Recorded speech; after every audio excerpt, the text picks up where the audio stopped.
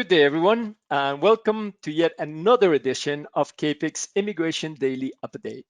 My name is Peter Perez, and I'm joined by my co-host Valérie Flad, who will do the CAPIC Daily Update en français. Bonjour tout le monde et bienvenue à notre bulletin Immigration Canada du jour, un rendez-vous quotidien en fait qui vous permet d'y voir plus clair dans tous les changements annoncés. Je suis Valérie Flad et Peter Verres est mon co-animateur pour les anglophones. Bonjour Peter. Bonjour Valérie. Let's start. So first of all, I would just like to start by saying that CAPIC is contacting the Premier's office in Quebec to get confirmations on essential work for consultants, and that a letter has already been sent last week, and it will be posted on the advocacy page of the CAPIC website. So we encourage you to take a look at that, especially if you practice in Quebec, to get the latest on that issue of consultants doing essential work. Alors, une information importante pour vous, les consultants réglementés en immigration canadienne au Québec. La CAPIC a contacté le bureau du Premier ministre au Québec la semaine dernière afin d'obtenir une réponse claire et officielle concernant le statut des travailleurs essentiels pour les consultants. Dès que nous aurons la réponse à cette question, elle sera affichée sur la page mobilisation du site web de la CAPIC. Donc, connectez-vous et allez vérifier, mais nous allons recevoir une réponse claire sur notre statut de travailleur essentiel dans les prochains jours. So today we want to talk a little bit about what happens to people who are already in Canada. So these are obviously foreign nationals who are already in Canada on a work or study permit that is about to expire.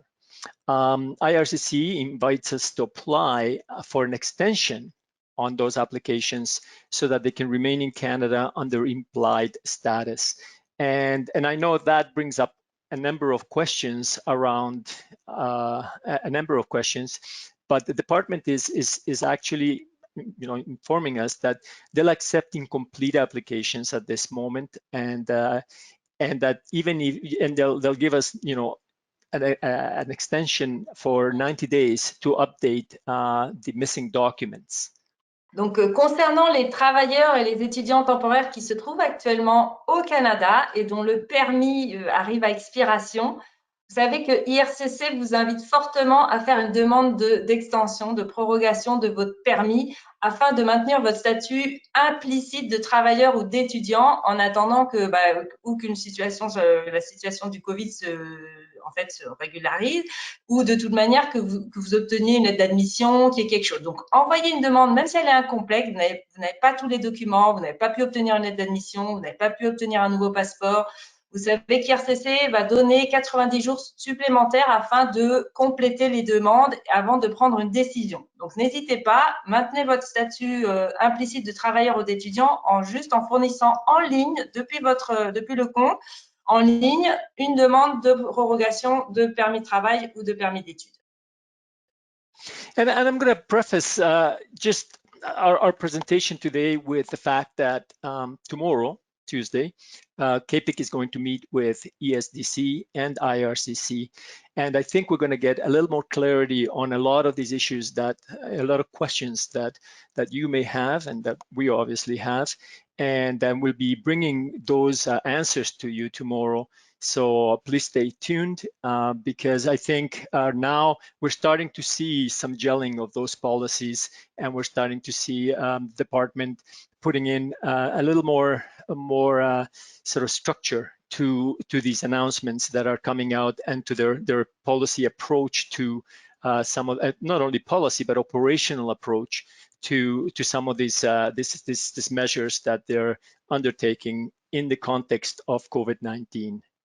Oui, donc nous vous rappelons que demain nous rencontrons donc ESDC et IRCC et que nous allons réviser avec eux ces mesures et obtenir de nouvelles réponses. Nous savons que le département est en train de mettre de nouvelles structures en place, d'organiser un peu mieux tout cela. Tout cela a été fait à la va-vite au départ suite aux événements. Donc là, le gouvernement est en train de structurer, de mettre en place de nouvelles mesures. Demain, nous aurons des réponses et bien sûr, nous vous communiquerons les dernières nouvelles dès que nous les aurons. Donc, restez en contact avec nous. So now back to Quebec, we're going to talk a little bit about the situation in Quebec. So with respect to applications for CAQs and CSQs, the MIFI indicated that their agents continue to process temporary and permanent applications regardless of the program under which they were submitted. The government measures taken in recent days to respond to the current situation could nevertheless have an impact on application processing times. And we know that there's there's all sorts of operational capacity issues that they have to deal with.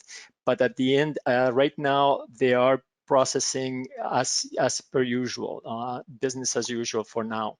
However, I think even so, you must submit documents in the format indicated on the MIFI website. This is really important. Similarly, for CSQ applications under the PEQ, you must be employed at the time of the application is submitted and maintain this requirement throughout the processing of the application. And don't forget the mailing thing. Yeah, and sorry, thank you, Valerie. Yeah, and until further notice, I suppose all documents must be sent by mail. No documents will be received in person. Exactement. Donc, retour au Québec où vous savez, il y a un ministère de l'immigration, des programmes spécifiques à la province. Donc, concernant les demandes de CAQ et de CSQ, le MIFI a indiqué que le ministère continue à traiter les demandes de sélection temporaire et permanente, peu importe le programme dans le cadre duquel elles ont été présentées. Alors, bien sûr, les mesures gouvernementales prises au cours des derniers jours pour répondre à la situation actuelle pourraient avoir une incidence sur les délais de traitement des demandes et on a déjà remarqué que les délais s'étaient rallongés. Mais ne vous inquiétez pas, les agents continuent de traiter vos demandes. La seule différence, c'est que maintenant, il y a un agent qui se permet de scanner vos demandes et qui les envoie par courriel à des agents qui télétravaillent. Mais vous devez tout présenter, en fait, les documents dans le format indiqué sur le site web du MIFI. Vous ne pouvez pas envoyer une demande par email. Vous devez continuer de envoyer vos demandes par papier et dans le format indiqué sur le site web du MIFI. De même pour les demandes de CSQ sous le PEC, vous devez être à l'emploi au moment de la soumission de la demande et maintenir cette condition durant tout le traitement de la demande. Je sais que nombreux d'entre vous ont perdu leur travail. Ne soumettez pas de demande si vous êtes actuellement au chômage. Par ailleurs, jusqu'à nouvel ordre, tous les documents doivent être envoyés par la poste. Aucun document ne sera réceptionné en personne, comme on pouvait jusque-là le faire. Il n'y a personne au MIFI qui va vous réceptionner votre dossier. Donc, envoyez-le par la poste en recommandé pour avoir une trace de l'envoi. And finally, we're going to talk a little bit about ESDC. And so right now, Temporary Foreign Worker Program, ESDC, has now also the ESDC, has now posted new FAQs online. They're very helpful. I think if you have a chance, do tune in and see some of the responses that they have been receiving. That these responses are from the public in general and also from practitioners. These FAQs provide new and updated guidance to employers regarding the payment of wages during the 14-day self-isolation period, and should be used by employers and stakeholders to complement the guidance to employers shared with you last week. And I don't know if you have seen it, but it's well worth a read. There's a 3-page, sort of document that was circulated by the department. In it, it talks very clearly about what the responsibilities of employers are during this time, and particularly speaks to that 14-day period, isolation period, what happens there, who gets paid, how do they do that, and so there's lots of guidance in that. Tomorrow, we're going to meet with, again, ESDC officials and with both operation and policy people in the department, and we're going to get some further clarification on some of these issues. I think it's a fascinating sort of situation that we're living in right now. So I think we're hoping to get some good answers, and we'll share them with you tomorrow.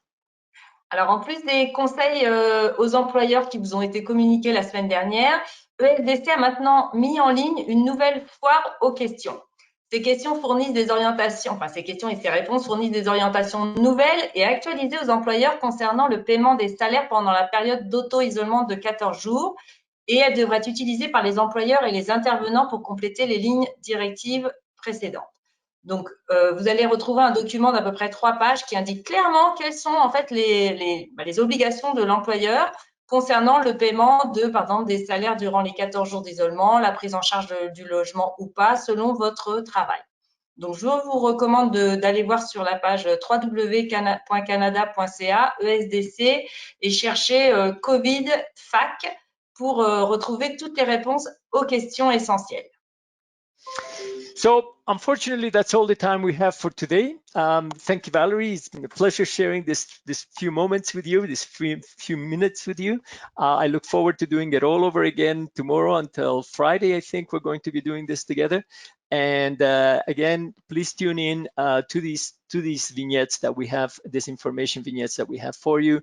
And also tomorrow, well, we'll send some information about our summary that we're going to present to you from the meeting that we will have with IRCC and ESDC. Thank you for watching. Valérie, once again, thank you, and we'll see you soon.